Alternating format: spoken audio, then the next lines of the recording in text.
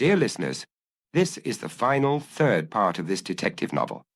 The previous two parts are available on our channel. Be sure to subscribe so you don't miss any new videos. Chapter 5. Just by chance, Maigret was joined by young Lapointe. They were both standing in the crowd, on the embankment side, not opposite the dead boy's house, but the house next door, because there were so many onlookers that they hadn't been able to find a better vantage point.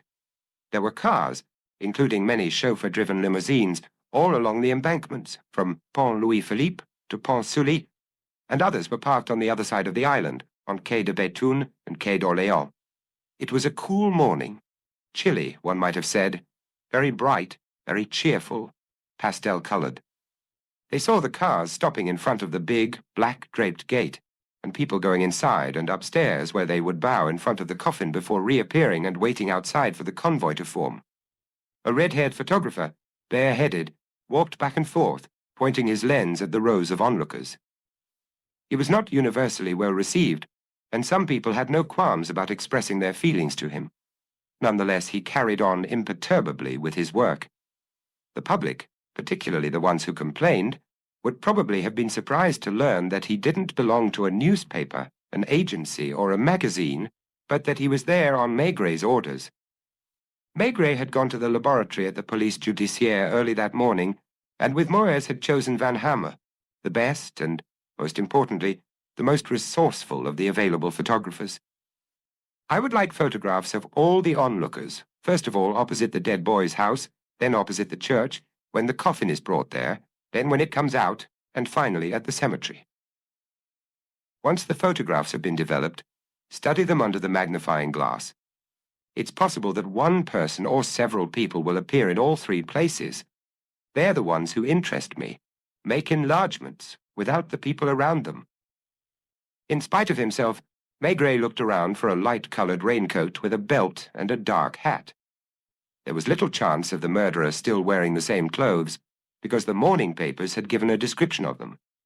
The two cases, the one in Rue Popincourt and the burglary, were by now definitely seen as closely connected.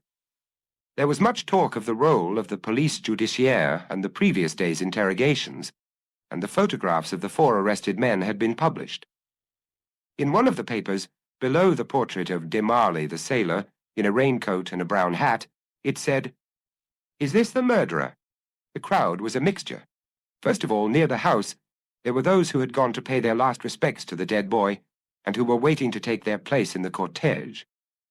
Along the pavement, it was particularly the residents of the island and the concierges and shopkeepers of Rue Saint-Louis-en-l'Île. Such a nice boy, and so shy. When he came into the shop, he always raised his hat. If only he had cut his hair a bit shorter. His parents should have told him. Elegant people like that. It made him look like a bad sort. Maigret and Lapointe exchanged a glance from time to time, and an absurd idea came into the former's mind. How eagerly Antoine Bâtille would have slipped around this crowd with his microphone if he had been alive. Although, if he had been alive, there would have been no crowd. The hearse appeared and pulled up at the curb, followed by 3 more cars. Were they going to drive to the church of Saint-Louis-en-l'Île, which was 200 meters away? The people from the funeral directors first of all took down the wreaths and bouquets. It wasn't only the hearse that was covered with them. Flowers were also piled up in the 3 cars. Among the people waiting there was a third category, standing in small groups, the staff of Mylène Perfumes. Many of the girls and young women were pretty, dressed with an elegance which, in the morning sun, had a somewhat aggressive quality. There was a movement in the crowd, like a current passing from one end of the rows to the other, and the coffin appeared, carried by 6 men. Once it had been slid into the hearse, the family appeared. At its head, Gérard Bâtille was flanked by his wife and daughter. His features were very drawn, his complexion muddy. He didn't look at anyone, but seemed surprised to discover so many flowers. It was as if he wasn't fully present, as if he barely realized what was happening around him. Madame Bâtille showed greater composure, although she sometimes dabbed her eyes through the thin black veil that covered her face. Minou, the sister, whom Maigret was seeing in black for the first time, seemed taller and thinner, and she was the only one who paid attention to what was going on around her. Other photographers, these ones press cameramen, took some photographs. Aunts, uncles, and more or less distant relatives followed, and also, in all likelihood, the senior staff of the perfume and beauty products company. The hearse moved off, the cars full of flowers, and the family took their place behind it, then the friends, students, teachers, and finally the local shopkeepers. Some of the onlookers headed towards Pont Marie or Pont Sully to go back to their jobs, but others set off towards the church. Maigret and Lapointe were among them. They followed the procession along the pavement, and on Rue Saint-Louis-en-Lille they found another crowd that hadn't been at Quai d'Anjou. The church was already more than half full. From the street they could hear the deep murmur of a pipe organ, and the coffin was carried to the bier, which was only partly covered by flowers. A lot of people had stayed outside. The doors hadn't been closed again, and the absolution was already underway when the sun and the cool air entered the church. Pater Noster! The priest, who was very old, walked around the bier waving his sprinkler and then swung the censer. Et ne nos inducas in tentationem. Amen. Outside, Van Hammer was still working. Which cemetery? Lapointe asked under his breath, leaning over Maigret's shoulder. Montparnasse. The Batilles have a family vault there. Are we going? I don't think so. Luckily, a lot of police officers had come to control the traffic. The immediate family took their seats in a car at the front. The more distant relations followed. Then came Batilles' colleagues and friends who ran to find their cars and tried to edge their way in. Van Hammer had taken the precaution of getting a lift in a little black police car that was waiting at a strategic point and picked him up at the last moment. The crowd gradually dispersed. Some groups were still conversing on the pavements. We can go back, Maigret sighed. They crossed the pedestrian bridge behind Notre Dame and stopped in a bar on the corner of Boulevard du Palais. What will you have? A white wine, a Vouvray, because the word Vouvray was written in chalk on the mirrors. Me too. 2 Vouvrays. It was nearly midday when Van Hammer stepped into Maigret's office with some photographs. I haven't finished, but there was something I wanted to show you straight away. 3 of us have been studying the photographs with a strong magnifying glass. I was immediately struck by this. The first photograph on Quai d'Anjou showed only part of the body and the face, because a woman was pushing from the side trying to slip into the front row. The man was incontestably wearing a lightweight beige raincoat and a dark hat. He was quite young, about 30. His face was ordinary, and he seemed to be frowning as if displeased by something around him. Here's a slightly better photograph. The same face, enlarged. The mouth was quite thick, almost sulky, and the expression was that of a shy person. This is still Quai d'Anjou. We'll see if he's in the photographs taken in front of the church that we're developing right now. I brought these down to you because of the raincoat. Weren't there any other raincoats? Several, but only 3 with belts. 1 middle-aged man with a beard, and a man in his 40s without a hat, smoking a pipe. Bring down anything else you find after lunch. Basically, the raincoat didn't mean very much. If Batilles' murderer had read the morning papers, he knew that they had published his description. Why then wear the same outfit as he had in the evening in Rue Popincourt? Because it was the only one he had. Out of defiance? Maigret had lunch at the Brasserie Dauphine again, just with Lapointe this time, because Janvier and Lucas weren't in the building. At 2:30, Maigret received a phone call that relaxed him. It was as if a large part of his worries evaporated all at once. Hello, Detective Chief Inspector Maigret. I'm putting you through to Monsieur Fremier, our senior editor. Please, stay on the line. Hello, Maigret? The 2 men had known each other for a long time. Fremier was the editor of one of the biggest morning newspapers. I'm just asking if your investigation is making any progress.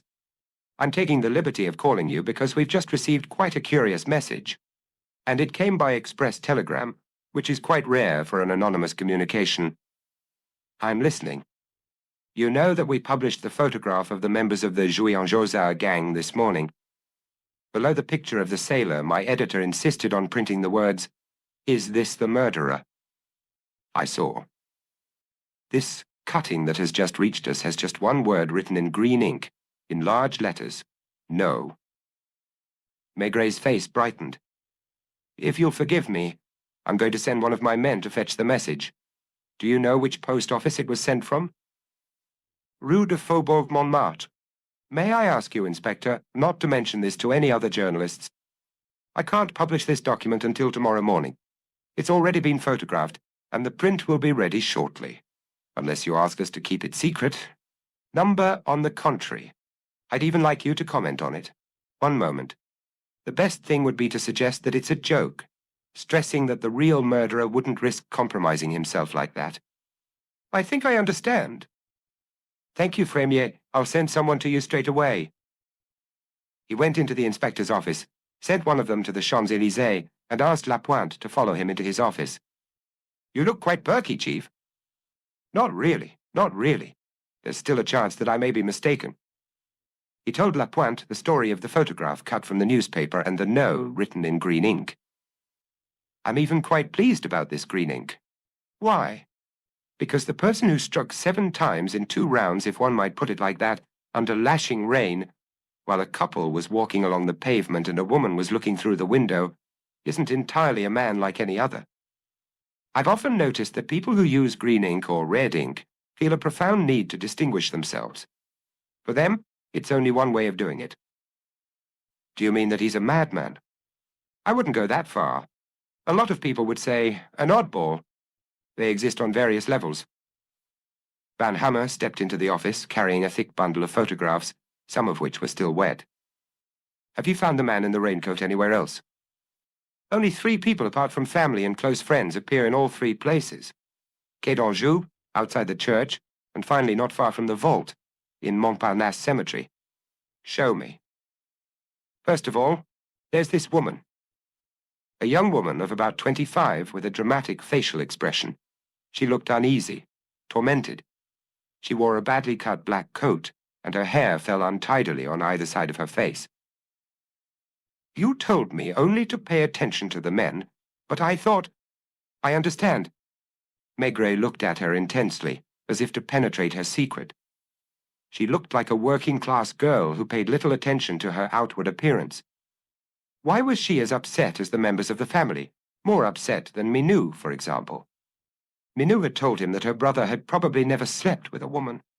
Was she sure of that? Might she have been mistaken? And wasn't it possible that Antoine had a girlfriend? In the state of mind revealed by his pursuit of human voices in the most working-class districts, might not a girl like that have been the kind to interest him? In a moment, Lapointe. When we have finished, go back to Ile Saint-Louis. I don't know why, but I can see her as a salesgirl in a grocer's shop, or a dairy, what do I know? Perhaps a waitress in a cafe or a restaurant. The second individual, Van Hammer announced, showing the enlarged photograph of a man in his 50s. Had his clothes been slightly untidier, he might have been taken for a tramp. He looked straight ahead, with a resigned appearance, and one wondered why the funeral was interesting to him.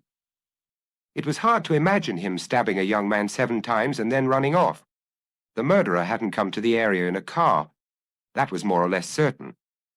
It was more likely that he had taken the metro at Voltaire Station, very close to the place where the crime had been committed. The metro clerk had only confused memories because 6 or 7 people had arrived at the station entrance in the space of 1 or 2 minutes. He had been punching tickets without looking up. It was mechanical. If I were to look at everyone who came through, my head would be spinning. Faces and more faces, almost all of them grumpy.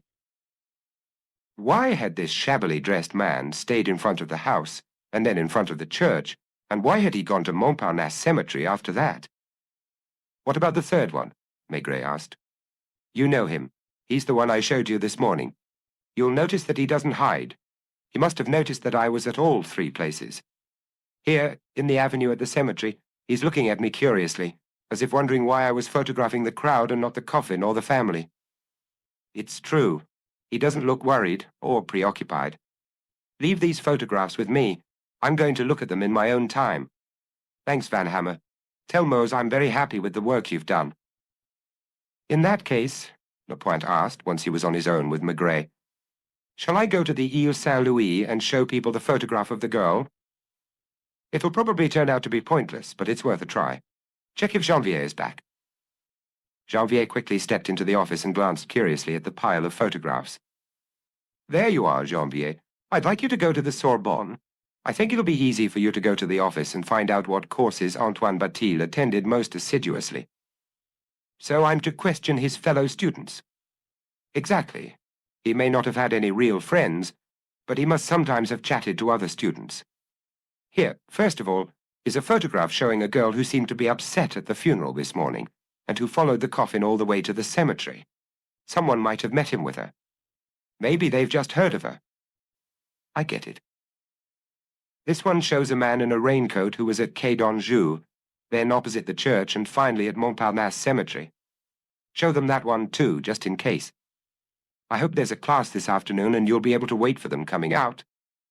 You don't want me to question the professor? I don't think they get to know their students, but hang on. Here's another photograph. It may have nothing to do with the case, but we mustn't neglect anything. A quarter of an hour later, Maigret was brought the newspaper cutting with the word "No" added in green ink. The word had been written in block letters almost 2 centimeters high and underlined with a firm stroke. The exclamation mark was a good centimeter longer. It looked like a vehement protest. Whoever had written those characters must have been indignant at the idea that a pathetic character like the former sailor could have been taken for the Rue Popincourt murderer. Maigret sat motionless over the newspaper cutting and the photographs for more than a quarter of an hour, drawing gently on his pipe, after which almost automatically he picked up the phone. Hello? Frémier? I was worried you might have left. Thanks for the document, which seems really interesting. At first I thought of putting a small advertisement in tomorrow's morning paper, but it's possible that he doesn't read classifieds. There's bound to be another article on the case. Our reporters are studying previous burglaries. I have a number of them working within a radius of 50 kilometers of Paris, showing the photographs of the gangsters to all the neighbors in the villas they have visited. Could you publish the following lines below the article or articles? Detective Chief Inspector Maigret would like to know what the sender of this message to the newspaper bases his claim upon. He asks him, if he has interesting information, to be so kind as to contact him either by letter or by telephone. I understand. Could you repeat it, so that I'm sure of every word? Maigret repeated patiently. Fine. Not only will I publish this announcement on the first page, I'll put it in a frame. You must realize that you're going to be receiving letters or phone calls from lunatics. Maigret smiled. I'm used to it. You are too. The police and newspaper offices. Right. You'll be so good as to keep me informed. And the inspector immersed himself in the evening newspapers which had just been brought to him, groaning every time he found a new inaccuracy. There was an average of one, or at the very least an exaggeration, per paragraph, and the art thieves were becoming one of the most mysterious and best organized in Paris. Last headline, "When will the mastermind be arrested?" It was like the television news. He had sent the article and the photograph of the sailor with the "No" in green letters to the anthropometry department for any fingerprints that they might be able to take from it. The reply came quickly. A thumb on the photograph, and a very good image of the index finger on the back of the paper. They don't correspond to any prints on file. That meant, obviously, that Antoine Batil's murderer had never been arrested, and, more to the point, that he had never been convicted. Maigret wasn't surprised, and he was about to resume reading his papers when Lapointe came rushing in, very excited. A lucky break, Chief, and you were right. Crossing the footbridge, I noticed that I've run out of cigarettes. I go to Rue Saint-Louis-en-l'Île. I go into the café on the corner, and who do I see? The girl whose photograph I gave you? Exactly. She's a waitress. Black dress and white apron. There was a table of people playing cards. The butcher, the grocer, the landlord, and a man with his back to me. I got my cigarettes and went and sat down. When she asked me what I wanted to drink, I ordered a coffee, and she went behind the counter to make me an espresso. What time do you close in the evening? She looked at me with surprise. It depends on the evening. I finish at 7 because I open up in the morning. She gave me my change and went off without paying me any more attention. I preferred not to talk to her in front of the landlord. I said to myself that you'd rather do it yourself. You're right. She seems constantly about to burst into tears. She comes and goes as if she's in a daze and her nose is red. Janvier didn't get back to headquarters until 6 o'clock. There was a sociology class, and apparently he never missed that one. I waited in the courtyard. I saw the students at their desks, and once the class was finished, they hurried into the open air. I questioned 1, 2, 3, without success. Antoine Batil? The one who's in the papers? I see, yes, but we didn't spend time together. If you could find a person called Harteau. The third student to be questioned had looked around and suddenly called out, turning towards a young man who was walking away. Harteau! Harteau! It's for you! And to Janvier, I've got to go. I have a train to catch. Others were leaving on motorbikes and scooters. You want to talk to me? Asked a tall young man with a pale face and light grey eyes. I gather you were Antoine Batil's friend. Friend is too strong a word. He didn't make friends easily. Let's say that I was a classmate, and we occasionally chatted in the courtyard and sometimes went for a drink together. I only went to his place once and I didn't feel comfortable. I should say that I'm the son of a concierge on Place d'Enfer Rochereau. I'm not ashamed of it. At his place I didn't know where to put myself. Were you at the funeral this morning? Only at the church. After that I had an important class. Do you know if your classmate had any enemies? I'm sure he didn't. Was he popular? He wasn't popular either. Nobody paid him any attention, and he minded his own business too. What about you? What did you think of him? He was a decent guy. He was a lot more sensitive than he wanted to let on. I think he was too sensitive, and he tended to close himself away. Did he talk to you about his tape recorder? I think he even asked me to come with him one day. He was wild about it. He claimed that people's voices were more revealing than their picture as it appeared in photographs. I remember one thing he said. There are lots of picture hunters. I'm not yet aware of any sound hunters.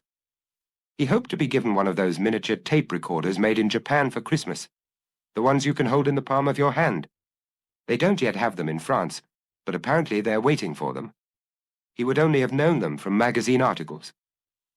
Janvier hadn't neglected to ask Harteau if Batil had any girlfriends.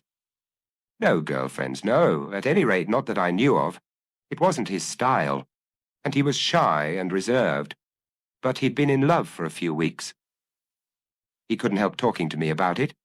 He had to confide in somebody, and his sister used to make fun of him, claiming that he was the girl and she was the boy of the house. I didn't see the girl, but she works on Ile Saint-Louis, and he saw her at 8 o'clock every morning. That was the time when she was alone in the cafe. The landlord was still asleep, and the landlady was doing the housework on the first floor. They were constantly interrupted by customers, but they did still manage to have some time to themselves. Was it really serious? I think so.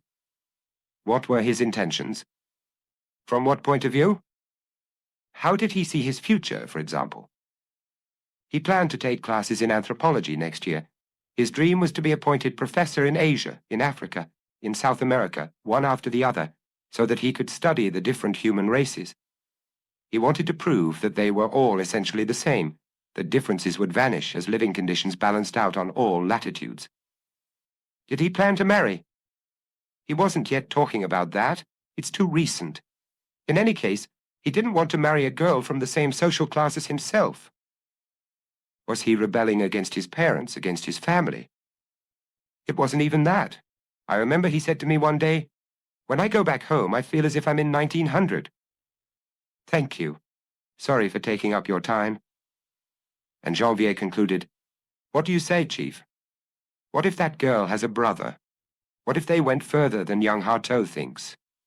What if the brother got it into his head that the son of Mylène Perfumes would never marry his sister? You see what I'm getting at? You're starting to sound a bit 19th century, Janvier, old man. These things still happen, don't they?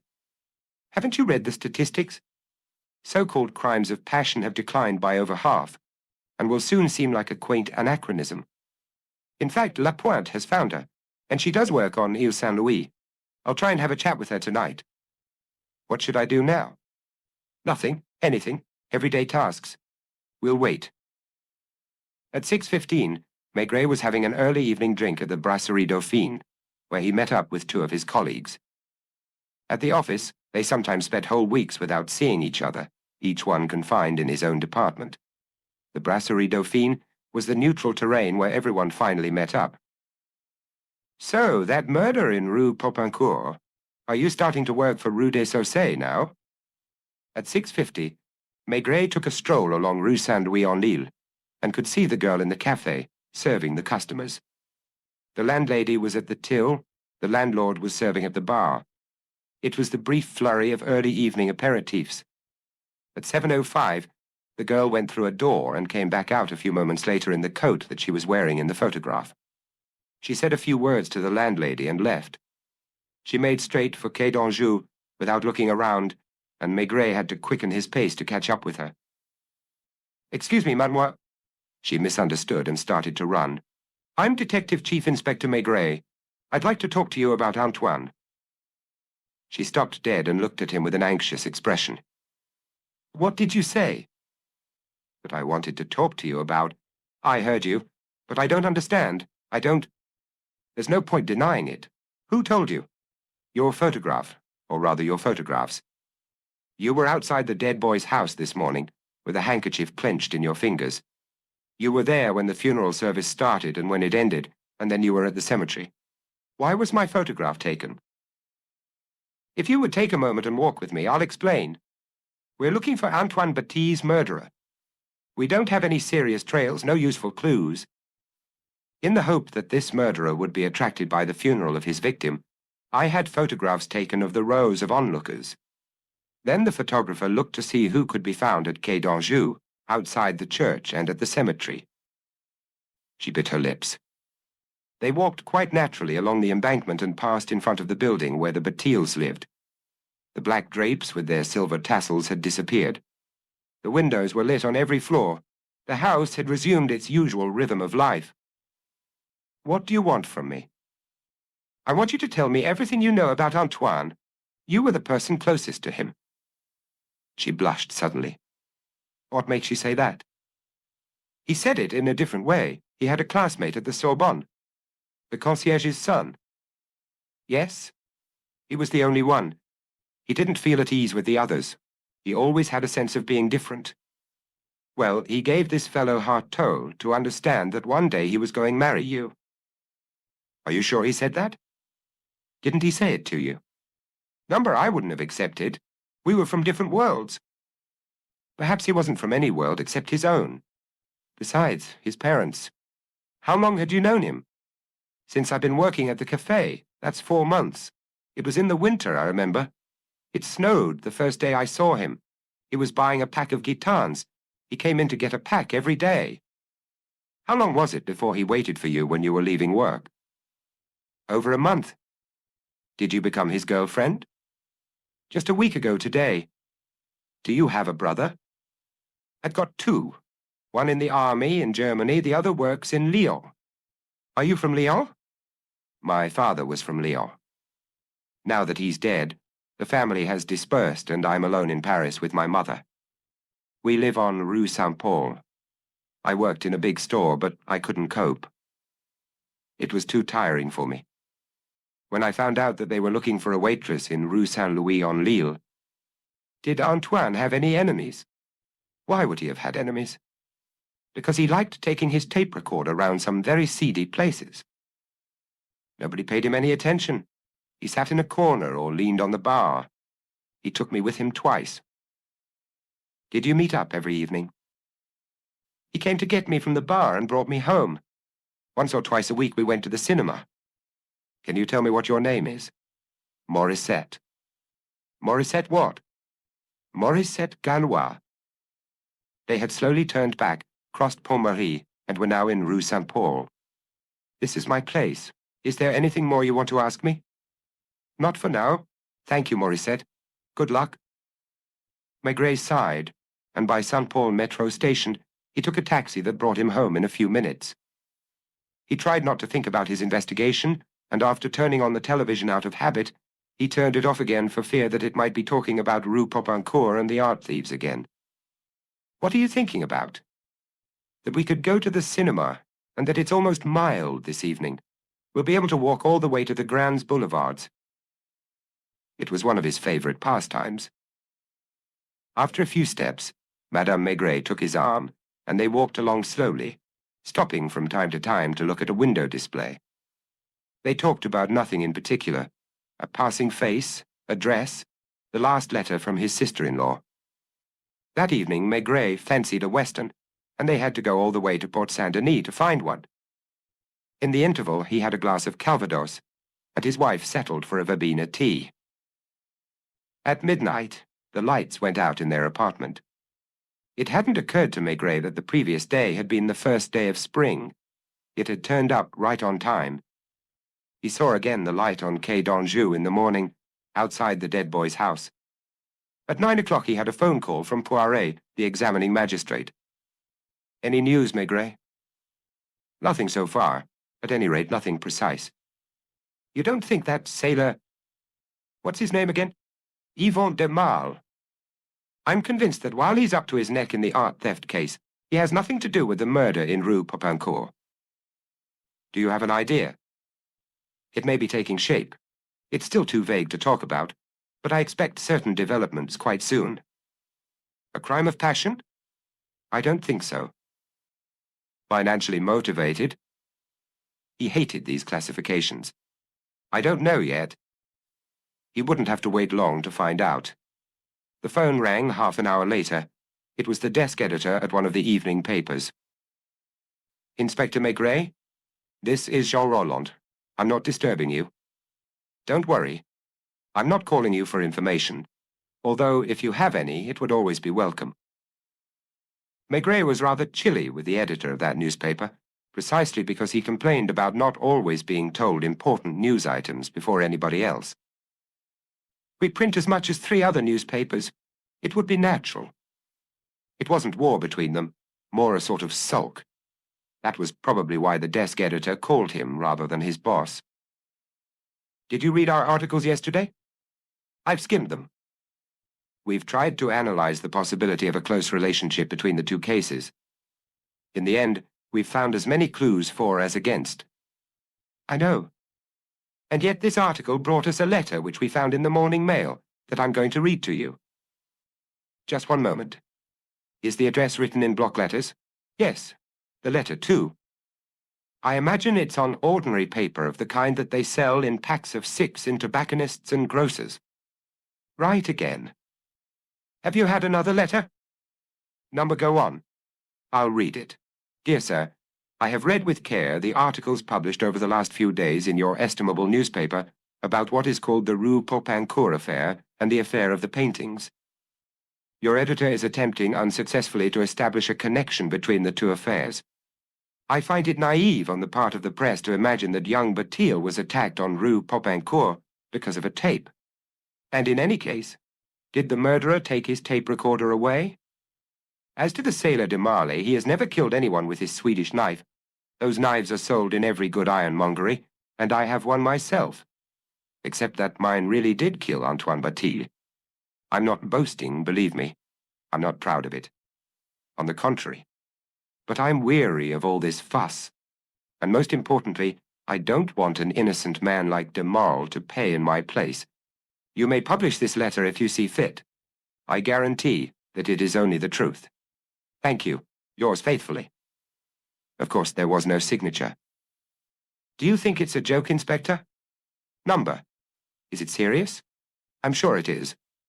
Obviously, I could be wrong, but there is a strong likelihood that this letter was written by the murderer. Look at the envelope and tell me where it was posted. Boulevard Saint-Michel. You can take a photograph of it if you plan to publish a facsimile, but I'd like it to pass through as few hands as possible. Do you hope to find prints? I'm nearly certain that we'll find them. Were there any on the newspaper cutting on which someone wrote the word no in green ink? Yes. I read your appeal. Do you hope that the murderer will call you? If he's the kind of man I think he is, he will. I suppose there's no point in asking you what kind of man he is. For now, in fact, I'm obliged to keep quiet. I'll send you someone to pick up that letter, and I'll give it back to you once the case is over. Fine. Good luck. He turned back towards the door in surprise. Joseph, the old clerk, was standing in the doorway, and behind him there was a man in a beige uniform with big brown stripes on his trousers. His cap was beige too, and had a badge with a gold crown. This gentleman is insisting on giving you a small package in person, and I haven't been able to get rid of him. What is it? Maigret asked the intruder. It's a message from Monsieur L'Herbier. The leather merchant? Yes. Are you expecting a reply? I wasn't told, but I was asked to hand this package to you in person. It was Monsieur L'Herbier himself who gave me the task yesterday evening. Maigret had unwrapped a beige cardboard box, marked with the inevitable crown, and in the box he found a black crocodile skin wallet, the four corners reinforced with gold. Here again, the crown was in gold. A visiting card read only, "A token of my gratitude." Maigret put the wallet back in the box. "Just one moment," he said to the messenger. "You'll probably be better than me at rewrapping this package." The man looked at him in surprise. "You don't like it? Tell your boss that I'm not in the habit of receiving gifts. Add, if you wish, that I am still touched by his gesture. Aren't you going to write to him? Number." The telephone rang insistently. "Right. Carry on rewrapping your package in the waiting room. I'm very busy." And once he was on his own again, he picked up the phone. Chapter 6. "It's someone who doesn't want to give his name, Inspector. Shall I put him through anyway? He claims you know who he is." "Put him through?" Yep, he heard the click and said in a voice that wasn't entirely his usual one, "Hello." Maigret and his interlocutor were equally impressed, and the inspector was careful to avoid anything that might startle the person on the other end. "Do you know who's speaking?" "Yes." "Do you know my name?" "Your name isn't important. Aren't you going to try and find out where I'm calling from?" The voice was hesitant. The man lacked confidence and was trying to embolden himself. "Number." "Why?" "Because I'm not interested." "Don't you believe me?" "I do." "Do you believe that I'm the man from Rue Popincourt?" "Yes." This time there was quite a long silence. Then the voice asked shyly, anxiously, "Are you still there?" "Yes, I'm listening." "Have you already been given the letter that I sent to the newspaper?" "No, it was read out to me on the phone." "Did you receive the cutting with the photograph?" "Yes." "Do you believe me? You don't think I'm a lunatic?" "I've already told you." "What do you think of me?" "First of all, I know that you have no criminal record. Because of my prints." "Exactly. You're used to leading a modest and regular life." "How can you tell?" Maigret fell silent, and the other man began to panic again. "Don't hang up." "Do you have lots of things to tell me?" "I don't know. Perhaps I have no one to talk to." "You aren't married, are you?" "Number. You live alone. Today, you've taken the day off, perhaps calling your office to tell them you were ill." "You're trying to make me say things that will help you identify me. Are you sure that your technicians aren't trying to trace my call?" "I give you my word." "So you're not in a hurry to arrest me?" "Unlike you, I'm glad it's over." "How do you know?" "You wrote to the papers." "I don't want them to go after an innocent man." "That's not the real reason." "Do you think I want to be caught?" "Unconsciously, yes." "What else do you think about me?" "You feel lost." "The truth is that I'm afraid." "Afraid of what? Of being arrested?" "Number, it doesn't matter. I've already said too much. I wanted to talk to you, to hear your voice. Do you despise me?" "I don't despise anybody. Not even a criminal?" "Not even a criminal?" "You know you'll catch me sooner or later. Isn't that so?" "Yes." "Do you have clues?" Maigret nearly admitted to him, to get it over with, that he already had a photograph of him, first at Quai d'Anjou, then outside the church, and finally at Montparnasse Cemetery. He would only have to publish these photographs in the papers for a number of people to give him the identity of Batil's murderer. If he didn't, It was because he had a hunch that in that case the man wouldn't wait to be arrested, and that they would probably find a corpse at his home. He had to come forward of his own accord, slowly. There are still clues, but it's hard to assess their value. I'm about to hang up. What are you going to do today? What do you mean? It's Saturday. Are you going to spend Sunday in the country? Of course not. Have you got a car? Number. You work in an office, don't you? That's true. There are tens of thousands of offices in Paris, I can tell you that. Do you have friends? Number. A girlfriend? Number, when I have to, I take what I can get. You know what I mean? I'm sure that tomorrow you'll take advantage of the fact that it's Sunday to write a long letter to the papers. How come you guess everything? Because you aren't the first person this has happened to. And how did it work out for the others? There were different endings. Did some of them kill themselves? He didn't reply, and there was silence at the end of the line again. I don't have a gun, and I know that these days it's almost impossible to get hold of one without a special permit. You're not going to commit suicide. What makes you think that? You wouldn't have called me. Maigret wiped his forehead. This conversation seemed almost banal, yet these trivial exchanges were still allowing him to get the man's character in focus. I'm going to hang up, said the voice at the end of the line. You can call me again on Monday. Not tomorrow. It's Sunday tomorrow, and I won't be in the office. Won't you be at home? I'm planning to go to the country with my wife. Each phrase was deliberate. You're lucky. Yes. Are you a happy man? Relatively, like most men. I've never been happy. He hung up abruptly. Either someone had tried to get into the booth, impatient at seeing him talking for such a long time, or the conversation had left his nerves raw. He wasn't a drinker. Perhaps to give himself courage he would make an exception. He had called from a cafe or a bar. People were rubbing shoulders with him, looking at him without suspecting that he was a killer. Maigret called his wife. What would you say to spending the weekend in Meung-sur-Loire? She was so startled that she said nothing for a moment. But what about your investigation?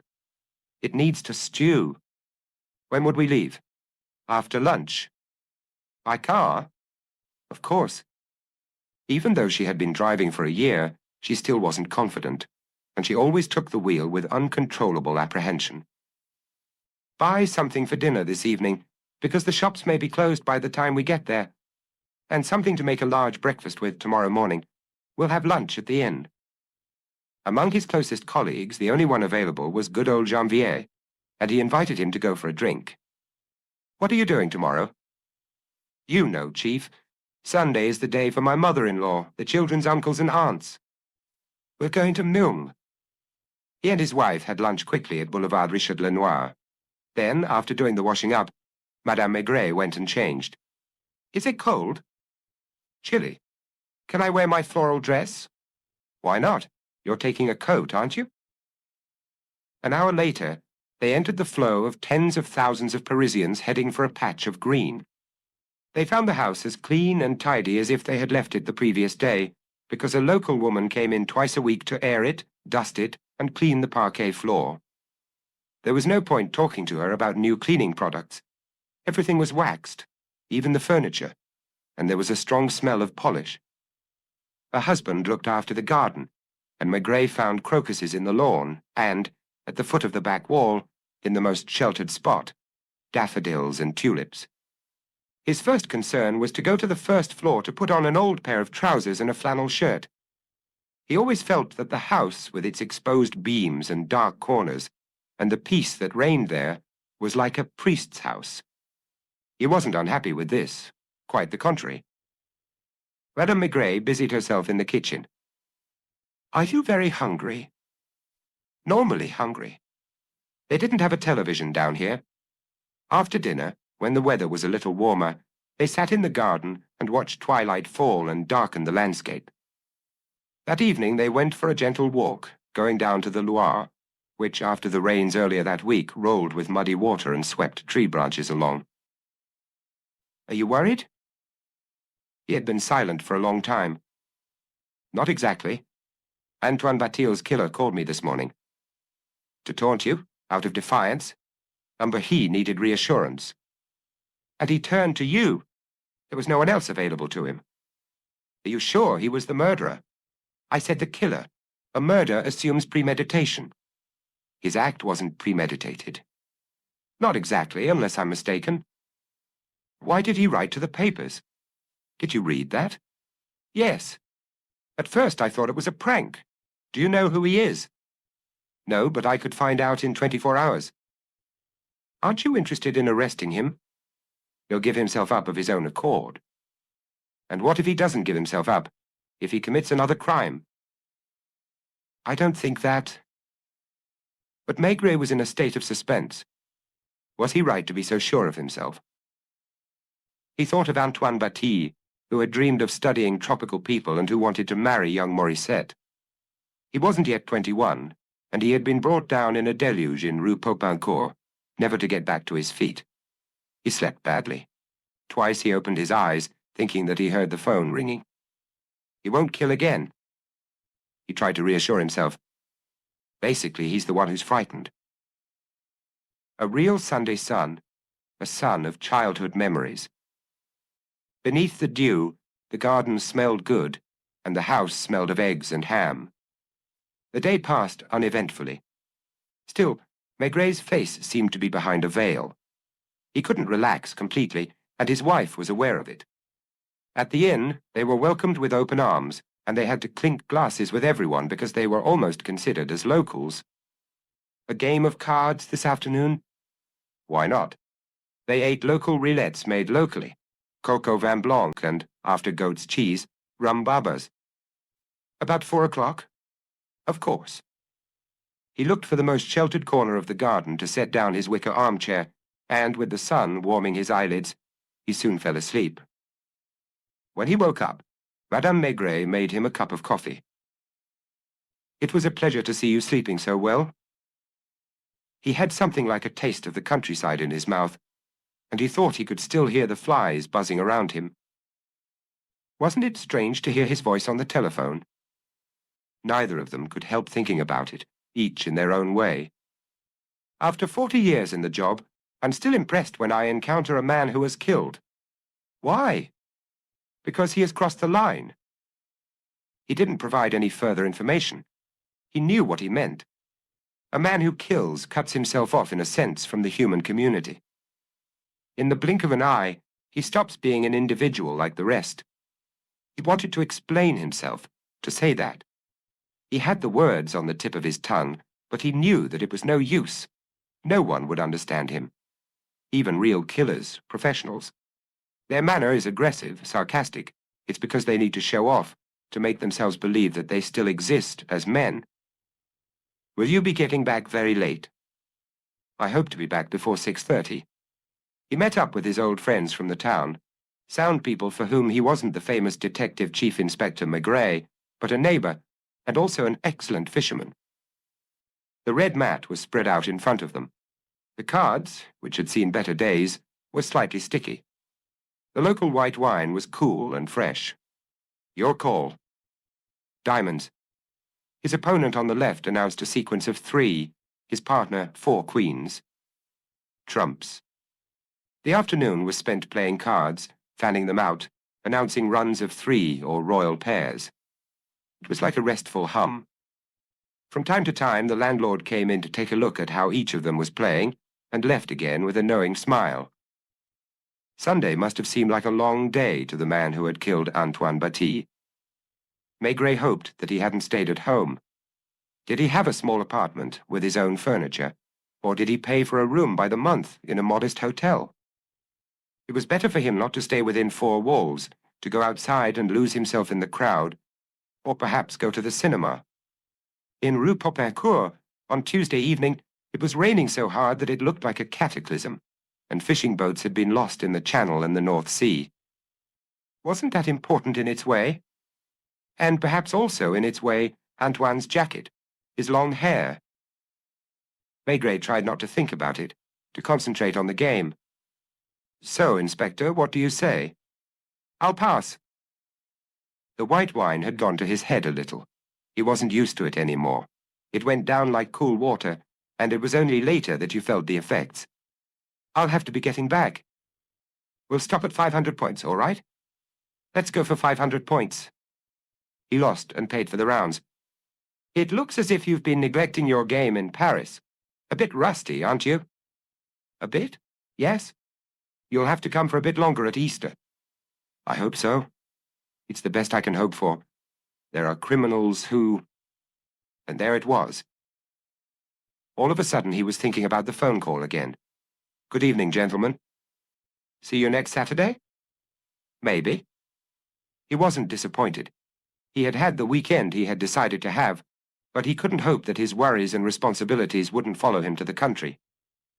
At what time do you want to leave? As soon as we've had something to eat. What have you got for dinner? Old Bambois came and gave me a tench, and I cooked it in the oven. He went and looked greedily at the swollen skin, a beautiful golden color. They drove slowly because Madame Maigret was even more anxious by night than by day. Maigret turned on the radio and smiled as he listened to the traffic warnings, then the day's news. It was mostly about foreign politics, and Maigret sighed with relief as he noted that there was nothing about the affair in Rue Popincourt. In other words, the murderer had behaved himself. No crime, no suicide, only the kidnapping of a little girl in Bouches-du-Rhône. They still hoped to find her alive. He slept better than the night before, and it was broad daylight when he was woken by a lorry whose exhaust pipe sounded as if it was exploding.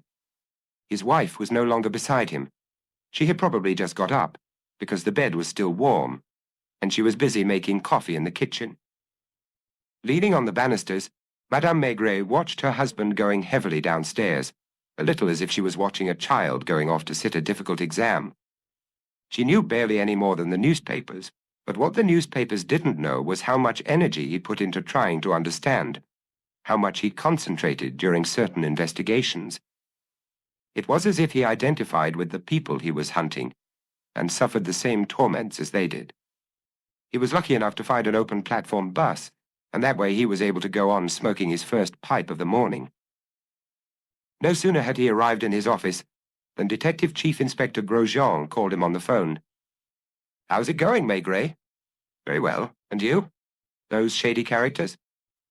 Contrary to what one might have believed, it was Gouvion, the pathetic lookout, who was most useful to us, and who allowed us to find witnesses for 2 of the burglaries at the Château de l'Épine, near Arpajon, and the other in a villa in Dreux Forest. Gouvion often spent 3 or 4 days on the spot watching comings and goings. Sometimes he went for lunch or a drink nearby. I think he'll crack soon and spill the beans. His wife, who used to be an actress at Châtelet, is begging him to do it. All 4 of them are at the Santé in different cells. I wanted to keep you up to date and say thank you again. What about your case? It's going very slowly. Half an hour later, as he expected, it was the editor of the morning newspaper wanting to speak to him. Another message? Yes, except that this one didn't come by post, but was put in our letterbox. Is it long? Quite long. The envelope says, "To be given to the author of Saturday's article about the crime in Rue Popincourt." In block letters again? He seems to write very fluently like that. Shall I read it to you? If you would be so kind. Dear Sir, I have read your most recent articles, in particular the one on Saturday, and while I cannot judge their literary value, I have a sense that you are really seeking the truth. The same cannot be said of some of your colleagues, who seek sensations, print anything at all, and then contradict themselves the next day. But I have one reproach to make to you. In the course of your last article, you speak of the lunatic in Rue Popincourt. Why that word, which is insulting, first of all, and which also implies a judgment? Because there were 7 knife blows? Probably because you say later on that the murderer struck like a madman. Do you know that with words of this kind you can do a lot of harm? Some situations are painful enough in themselves without being judged superficially. It reminds me of that Minister of the Interior not so long ago, talking about a 15-year-old boy and using the word monster, which of course the whole of the press picked up. I don't ask to be treated with kid gloves. I know that people only see me as a killer, but I would like not to be troubled in addition by words that probably exceed the thoughts of those who use them. Otherwise, Thank you for your objectivity. I can tell you that I have telephoned Detective Chief Inspector Maigret. He seemed understanding, and one is inclined to confide in him. But to what extent does his job not oblige him to play a part, if not to set traps? I think I will phone him again. I feel very tired. Tomorrow, however, I'm going to go back to work at the office. I'm an ordinary paper pusher. On Saturday, I attended Antoine Batile's funeral. I saw his father, his mother, and his sister. I would like them to know that I had no complaints about their son. I didn't know him. I had never seen him. I am sincerely repentant about the harm I have done them. Yours sincerely. Shall I publish it? I don't see any reason not to. On the contrary, it will encourage him to write again, and in each letter we learn a bit more. When you've been able to photocopy the letter, please be so kind as to send it to me. You don't need to have it brought by messenger. The phone call didn't come until 12:30, when Maigret wondered whether he should go for lunch. I suppose you're calling me from a cafe or a bar near your office? That's right. Are you in a hurry? I was about to leave for lunch. Didn't you know that I was going to call you? I did. Have you read my letter? I suspected that they would phone you. That's why I didn't send you a copy. You need the public to read your words, don't you? I'd like them not to get the wrong idea. Because a person has killed, people get the wrong idea about him. You do too, probably. You know, I've seen a lot of them. I know. In the days of forced labor, some people used to write to me from Guyana. Others, once their sentence is over, sometimes come and see me. Really? Do you feel a bit better? I don't know. In any case, this morning I was able to work more or less normally. It's strange to think that these same people who treat me quite naturally would become completely different if I just uttered one little phrase. Do you want to utter it? There are times when I have to restrain myself. With my office manager, for example, who looks down on me. Were you born in Paris?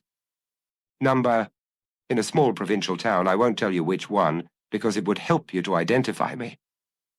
What did your father do? He's head accountant in a, let's say, quite an important company.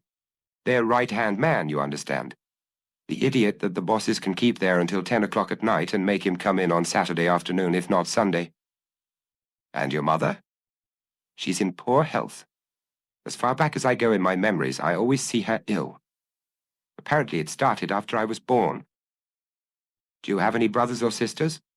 None, for that very reason. She still keeps the house, which is very clean. When I went to school, I was one of the best turned out among the pupils, too. My parents are proud people. They would have liked me to become a lawyer or a doctor. I'd had enough of studying. Then they thought I would go into the company that my father works for, which is the biggest company in the town. I didn't want to stay there. I felt I was suffocating. I came to Paris. Where you're suffocating in an office, aren't you? Except that as soon as I leave, no one knows me. I'm free. He was talking more easily, more naturally than the last time. He was less frightened. There were fewer silences. What do you think of me? Didn't you ask me that already? I'm talking about me in general, disregarding Rue Popincourt. I think there are tens, hundreds of thousands of people in a similar situation. Most of them are married and have children. Why aren't you married? Because of your condition? Do you really mean what you're saying? Yes. Every word? Yes. I don't understand you. You aren't how I imagined a detective chief inspector with the police judiciaire would be. It's the same with everybody. Even at Quai des Orfèvres, we're all different from each other. What I really don't understand is what you told me last time. You claimed you'd be able to identify me within 24 hours. It's true. How? I'll tell you when we're face to face. What reason do you have not to get on with it and arrest me straight away? And what if I asked you what your reason was for killing?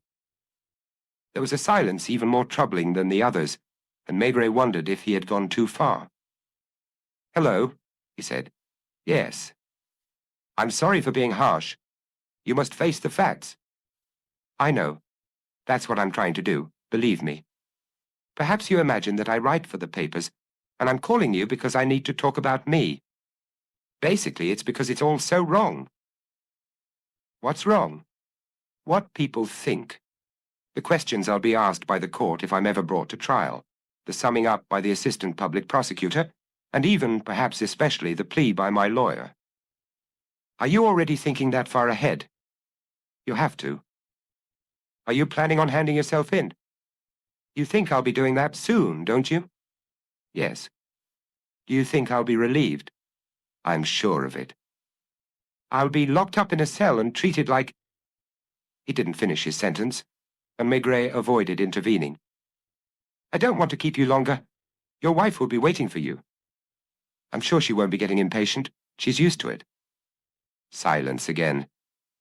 It was as if he couldn't bring himself to break the line that connected him to another man. Are you happy? He asked shyly, as if obsessed by the question. Relatively happy. That is to say, as happy as a man can be. I've never been happy since the age of 14, not for a day, an hour, a minute. He abruptly changed his tone. Thank you. And he hung up. In the afternoon, Maigret had to go up to Poiret's office. How is your investigation coming along? He asked, with the hint of impatience common to all examining magistrates. It's practically over. Does that mean you know the murderer? He called me again this morning. Who is it?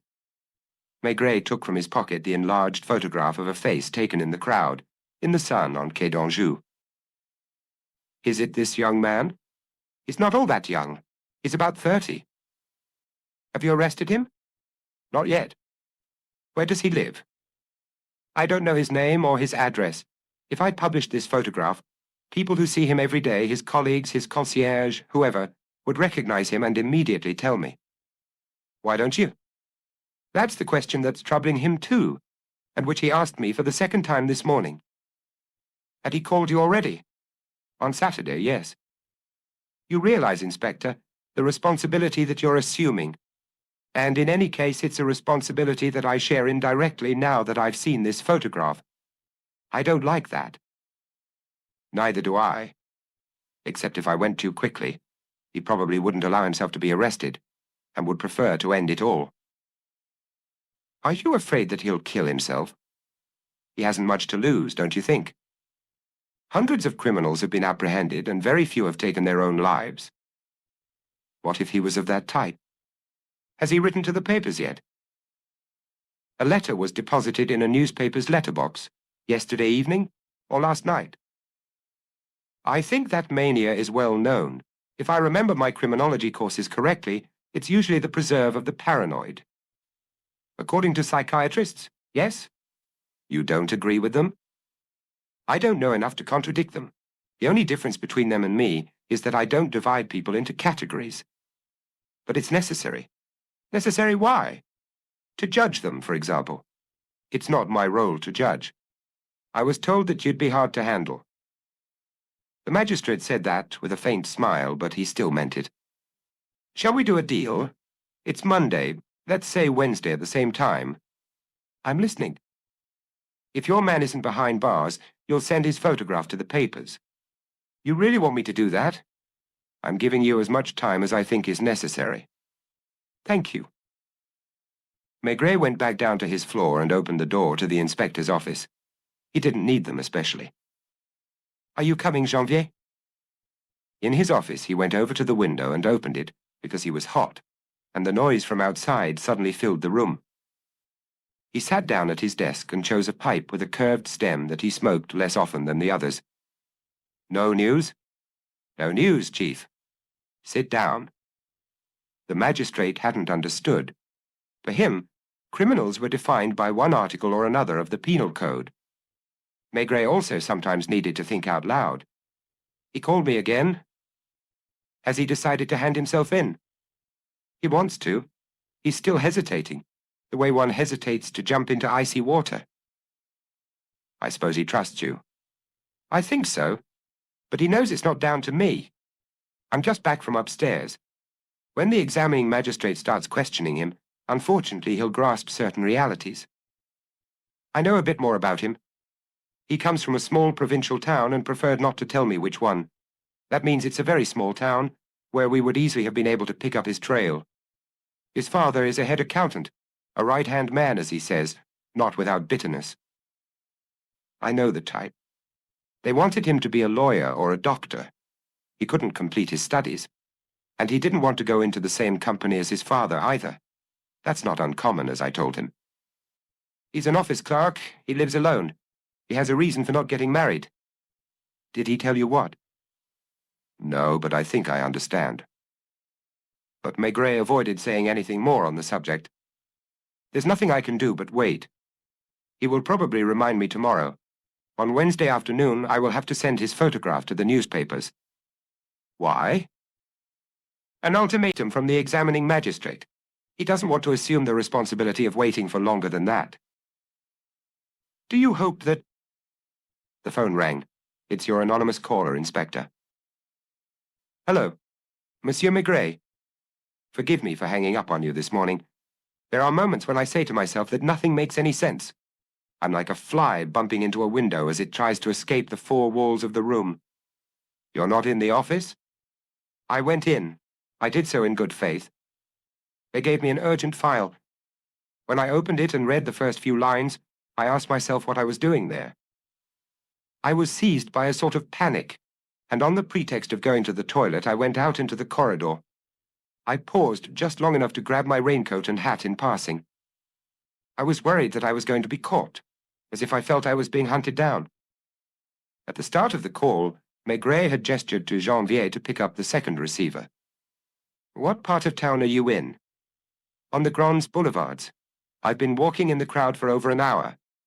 There are times when I'm angry with you, when I suspect you of doing it on purpose to drive me mad, to put me gradually in such a state of mind that I will have no option left but to hand myself in. Have you been drinking? How can you tell? His voice grew more vehement. I've had 2 or 3 brandies. Are you not in the habit of drinking? Just a glass of wine with meals, the occasional aperitif. Do you smoke? Number. What are you going to do now? I don't know. Nothing. Walk. Perhaps go and sit in a cafe to read the afternoon papers. Have you sent any other messages? Number, I might write one, but I haven't got much left to say. Do you live in a furnished apartment? I own my own furniture and have access to a kitchenette and a bathroom. Do you prepare your own meals? I used to prepare my evening meal. And you haven't done that for a few days? That's right. I go home as late as possible. Why are you asking me such banal questions? Because they help me to understand you. Do you do the same thing with all your clients? It varies from case to case. Are they so different from each other? All men are different. Why don't you come and see me? He giggled nervously. Would you let me go again? I can't promise to do that. You see, when I go and see you, as you say, that's when I will have made a definite decision. Maigret nearly talked to him about the examining magistrate's ultimatum. Then he weighed the pros and cons and decided to keep quiet. Goodbye, Inspector. Goodbye. Good luck. Maigret and Janvier looked at one another. Poor guy, Janvier murmured. He's still struggling with himself. He's lucid. He's not deluding himself. I wonder if he'll come before Wednesday. Don't you have a sense that he's already hesitating? He's been hesitating since Saturday. But now he's outside, in the sunlight, in the crowd where no one is pointing at him. He can go into a cafe and order a brandy, and they'll serve him without paying him any attention. He can go for dinner in a restaurant or sit in the darkness of a cinema. I understand. I'm putting myself in his place at any moment. If he committed suicide, as you fear, it would be even more final. I know, but he's the one who should know that. I only hope he won't go on drinking. A draught of fresh air passed through the room, and Maigret looked at the open window. In fact, why don't we go for a drink? And, a few minutes later, they were both standing at the bar of the Brasserie Dauphine. A cognac, Maigret ordered, while Janvier smiled. Chapter 7. Tuesday was difficult, but Maigret was in very good spirits when he reached his office. It was such a fine spring day that he had walked the whole way from Boulevard Richard Lenoir sniffing the air, the smell of the shops, sometimes turning to look at the bright, cheerful dresses of the women. Nothing for me. It was 9 o'clock. Nothing, Chief? In a few minutes, in half an hour, one of the editors or editors-in-chief would call him to announce a new letter written in block letters. He was counting on a decisive day. He had prepared for it and arranged his pipes on his desk, carefully chose one, and went and lit it by the window while looking at the Seine sparkling in the morning sun. When he had to attend the morning briefing, he had Janvier go and sit in his office. If he phones, make him wait and come and get me straight away. Yes, Chief. There was no phone call while he was in the Commissioner's office. There wasn't one at 10 o'clock. There still hadn't been one by 11. Maigret went through some mail, absent-mindedly filled in forms, and sometimes, as if to cheat time, went and spent a few minutes in the inspector's office, taking care to leave his door open. Everyone felt worried, nervous. This telephone that wasn't ringing created a sort of void that made him uneasy. Something was missing. Are you sure that there wasn't a call for me? He was the one who ended up phoning the papers. Have you had anything this morning? Not this morning, no. The previous day, the first phone call from the man from Rue Popincourt had come in at 12:10. At midday, Maigret didn't go out with the others. He waited until past, and once again asked Janvier, who knew most about the case, to take his place. His wife didn't ask any questions. The answer was all too obvious. Had he lost the game? Had he been wrong to trust his instinct? Tomorrow, at the same time, he would be obliged to go and see the examining magistrate and admit defeat. The photograph would be published in the papers. What the hell could that idiot be doing? Rage surged through him in waves. He was only trying to make himself interesting, and now he's dropping me. Maybe he was making fun of how trusting I am. He went back to the office sooner than usual. Nothing? He asked Janvier automatically. Janvier would have given a lot to have good news to give him, because it was difficult to see his boss in this state. Not yet. The afternoon was even longer than the morning. Maigret tried in vain to take an interest in routine work, making the most of the opportunity to get through overdue paperwork. But his mind was elsewhere. He imagined all the possible hypotheses and rejected them one by one. He even telephoned the police emergency number. Has anyone called you about suicides? Just one moment. There was one during the night, an old woman who gassed herself at Port d'Orléans. A man threw himself into the Seine at 8 o'clock this morning.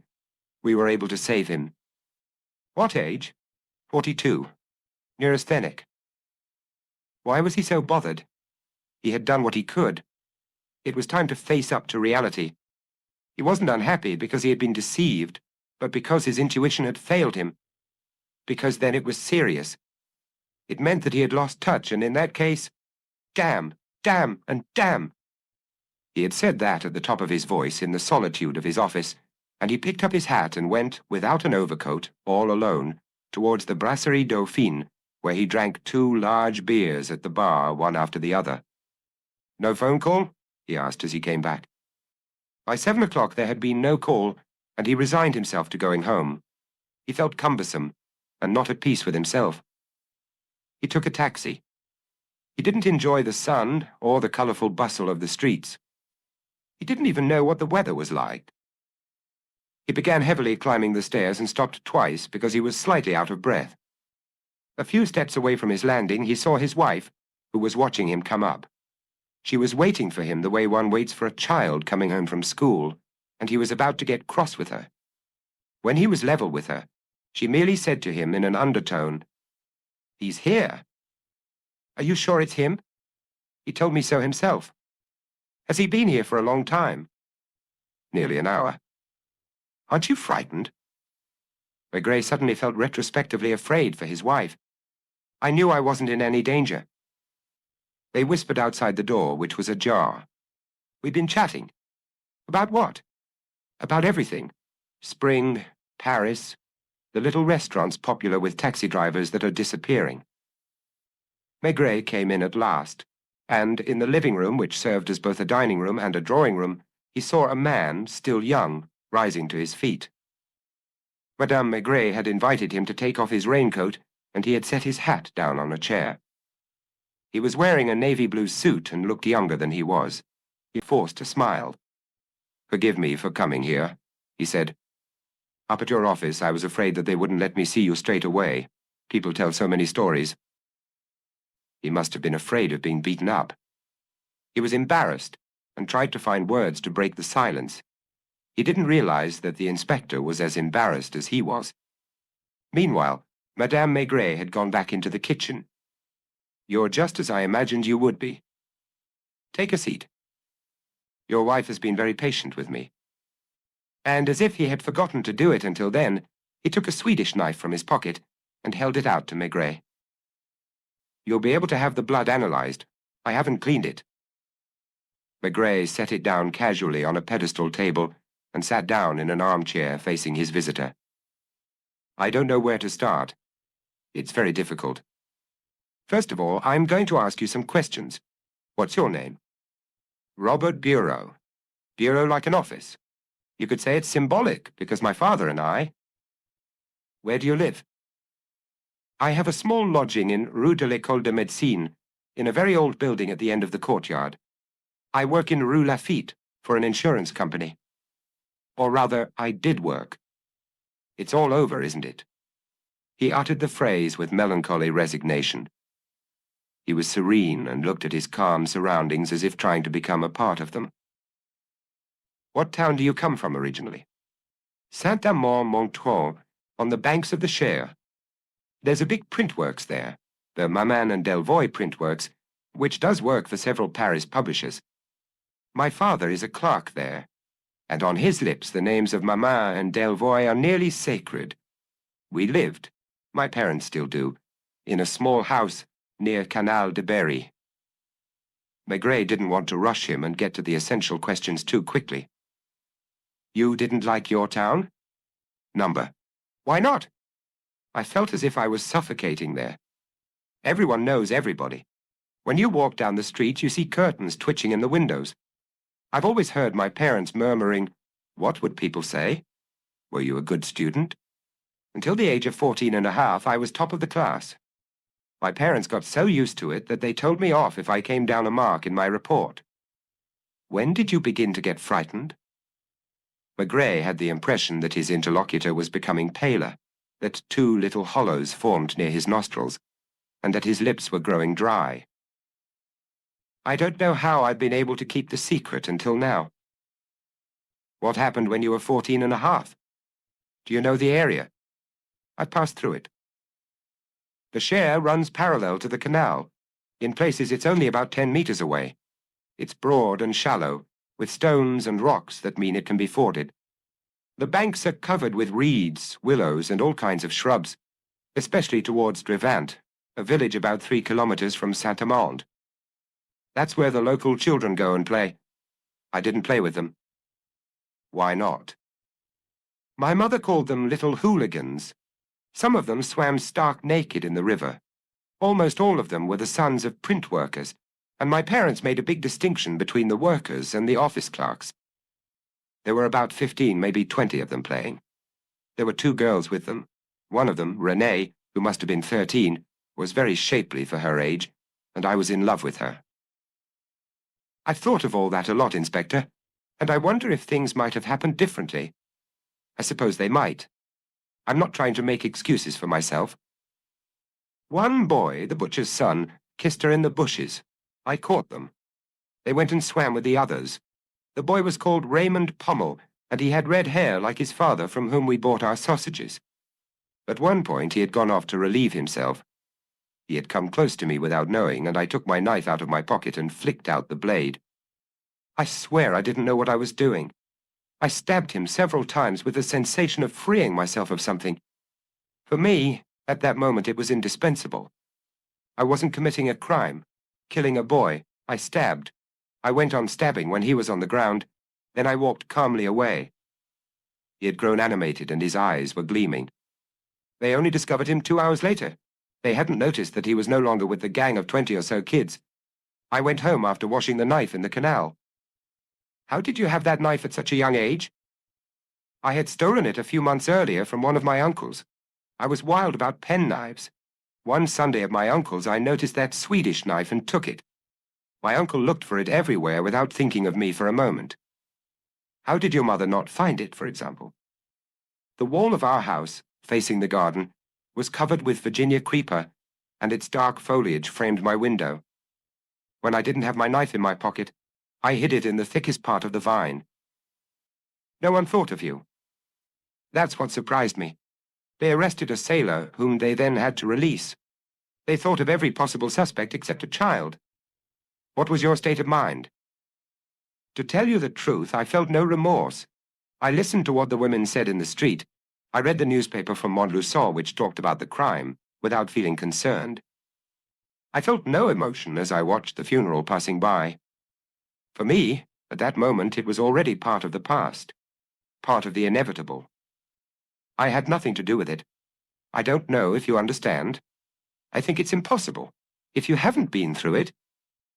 I continued going to school, where I had become distracted, and my marks showed as much. Apparently I was rather pale, and my mother took me to our doctor, who gave me a cursory examination. It's his age, Madame Bureau. This boy is a bit anemic. I think I felt I wasn't entirely in the real world. I wanted to get away. Not to get away from possible punishment, but get away from my parents, the town. Go very far away, anywhere at all. Are you thirsty? Maigret asked. He was thirsty himself. He poured 2 cognacs with water and held one out to his visitor, who drank greedily, emptying his glass in a breath. When did you become aware of what was happening to you? You believe me, don't you? I believe you. I've always been convinced that no one would believe me. It happened bit by bit. As time passed, I felt more different from everyone else. Stroking my knife in my pocket, I said to myself, I've killed somebody. No one knows. I almost wanted to tell them, to tell my fellow pupils, my teachers, my parents, the way you boast of an exploit. Then, one day, I caught myself following a girl along the canal. She was the daughter of some bargees going back to her boat. It was winter, and night had already fallen. I said to myself that I would only have to take a few quick steps and take my knife out of my pocket. All of a sudden, I started shaking. I turned around without thinking and ran back to the first houses in the town, as if I would feel safer there. Has that happened to you often since then? Since I was a child. At any time. About 20 times. In most cases, I didn't have a particular victim in mind. I would be outside and suddenly I would think, I'll kill him. I found myself murmuring those words under my breath. They weren't directed at anyone in particular. It was just anyone. I'll kill him. I remembered later that when I was a child, when my father smacked me and sent me to my room to punish me, I would mutter the same thing. I'll kill him. I don't suppose I could have another glass. Maigret poured him one and poured one for himself at the same time. What age were you when you left Saint-Amand? 17. I knew I wouldn't pass my school leaving exam. My father didn't understand and watched me uneasily. He wanted to make me join the print works. One night I left without a word, taking a suitcase and my modest savings. And your knife? Yes. 100 times I tried to get rid of it, but couldn't bring myself to do it. I don't know why. You see, he tried to find the right words. He clearly wanted to be as truthful and precise as possible, and it was difficult for him. In Paris, at first I was hungry, and I ended up, like many others, unloading vegetables at Les Halles. I read the classifieds and sometimes hurried to wherever there was a job to be had. That's how I ended up working for the insurance company. Did you have any steady relationships? Number. Every now and again I would settle for picking up a woman in the street. One of them tried to take a banknote from my wallet, and I nearly took out my knife. My forehead was sweating. I tottered away. I realized that I couldn't get married. Did you try? Have you lived alone in Paris without parents, without friends, and come back to your lodgings all alone in the evening? Yes. Then you must understand. I didn't want friends either, because I couldn't be honest with them without risking prison for the rest of my days. I went to the Sainte Geneviève Library.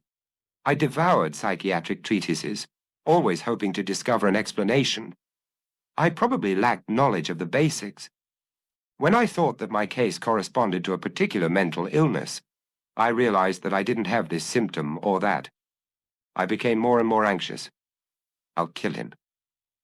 In the end, I looked out for those words on my lips, and then I would run home, shut myself away, and throw myself on my bed. Apparently, I groaned. One evening, a neighbor, a middle-aged man, came and knocked at my door. I automatically took my knife out of my pocket. "What is it?" I asked through the door. "Is everything all right? Are you ill? I thought I heard groaning. I'm sorry." He went away. Chapter 8. Madame Maigret appeared in the doorway and gave him a sign which he didn't understand.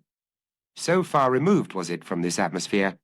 Then she murmured, "Would you come here for a moment?"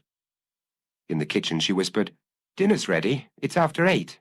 What shall we do?" "What do you mean?" "We need to eat." "It isn't over." "Perhaps he could eat with us." He looked at her, dumbfounded.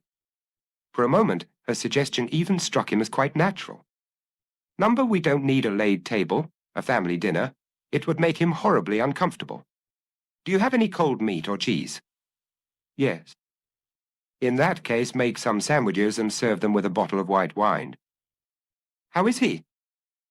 "Calmer and more lucid than I feared.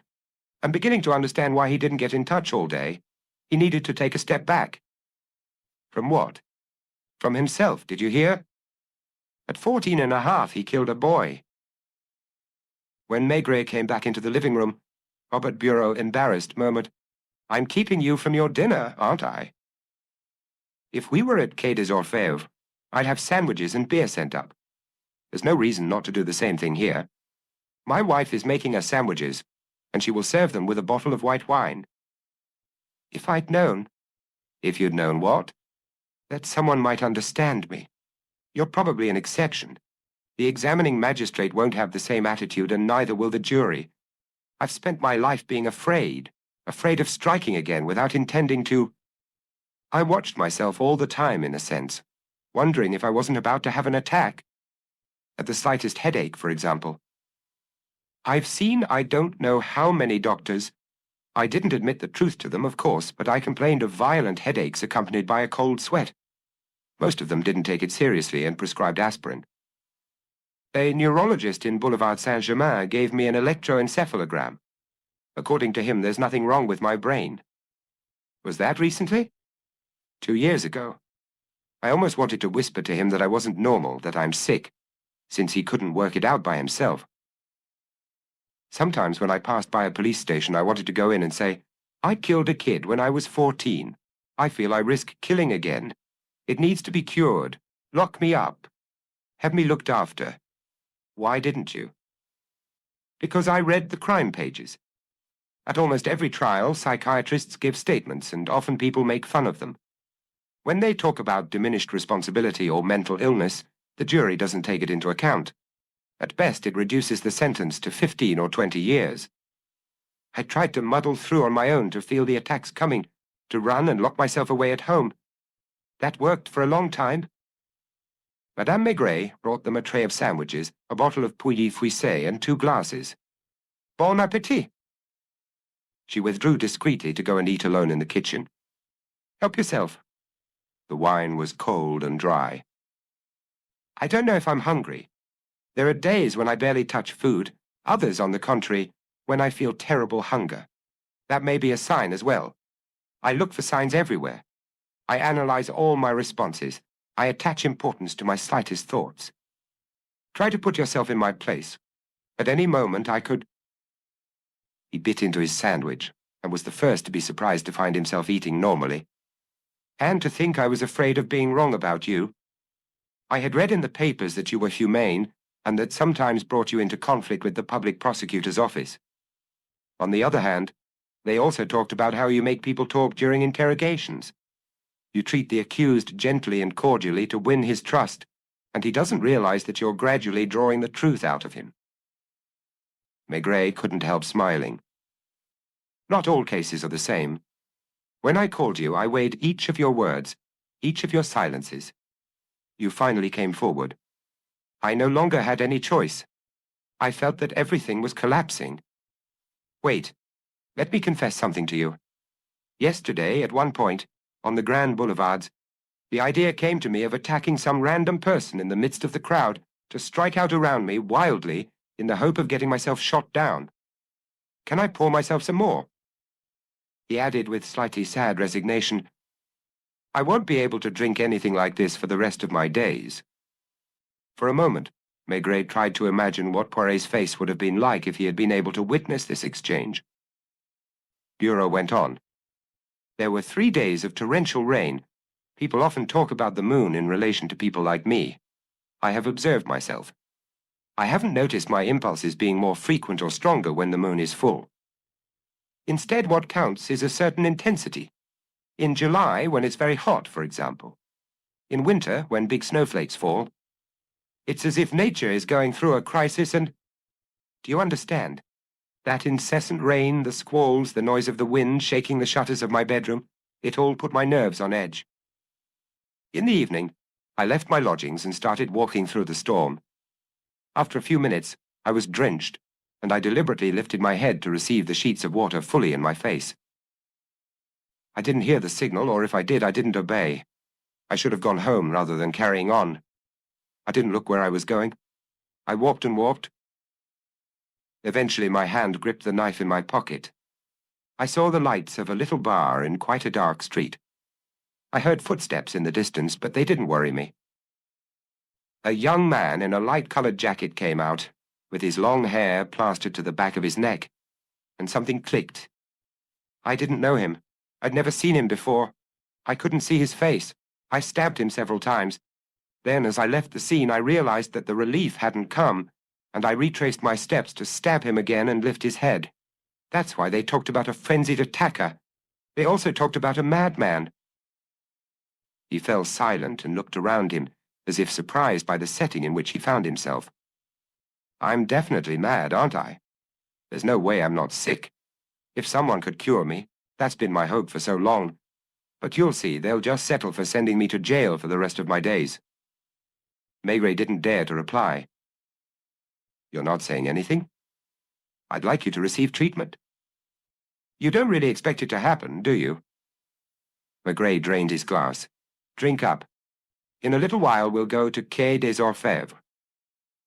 Thank you for listening to me.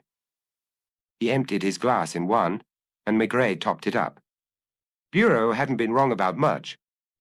At the Court of Assizes, 2 psychiatrists came and declared that the accused was not insane in the legal sense of the word, but that his responsibility was largely diminished because he found it difficult to resist his impulses. The lawyer begged the jury to send his client to a psychiatric hospital where he could be kept under surveillance. The jury accepted the attenuating circumstances, but still sentenced Robert Bureau to 15 years' imprisonment. After which the judge cleared his throat and said, "We realize that this verdict does not correspond completely to reality. At present, alas, we have no establishments where a man like Bureau could be treated effectively while remaining under strict surveillance." In the dock, Bureau looked around for Maigret and gave him a resigned smile. He seemed to say, "I predicted this, didn't I?" When Maigret left, his shoulders were a little heavier than before. This concludes the detective novel. Thank you for listening. Please subscribe or leave a comment. We'd love to hear from you.